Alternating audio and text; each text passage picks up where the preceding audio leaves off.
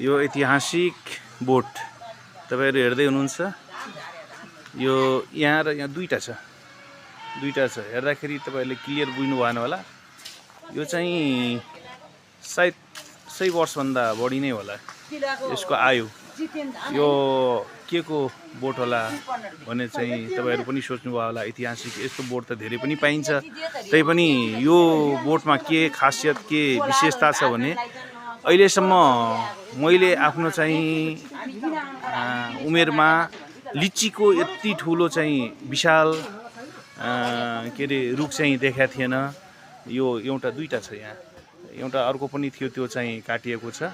र यो चाहिँ लिचीको बोट एकदम पौराणिक। यो चाहिँ सायद 100 भन्दा बढी वर्ष भयो होला।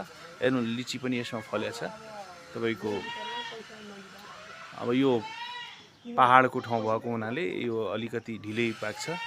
मधेसतिर चाहिँ पाकेर अब सक्ने बेला भएको अवस्थामा यहाँ चाहिँ अब तपाईको भर्खर अहिले चाहिँ सानो छ। यो चाहिँ 100-150 वर्ष भन्दा पनि बढी भएको भनेर भन्छन्। भन्दाखेरि 3 पुस्ता 4 पुस्ता कटिसकेको छ। यो रोपेको चाहिँ व्यक्तिहरूको तेस्रो चौथो पुस्ता चाहिँ बितिसकेको भनेर चाहिँ यहाँ छ। यो नवलपुर भन्दाखेरि इन्द्रावती गाउँपालिकाको वाडा नम्बर 7 मा यो अवस्थित यो पोखरेमा यो छ। हेर्नु यसलाई लिची बोट नै विशाल कायको चाहिँ यो बोट छ।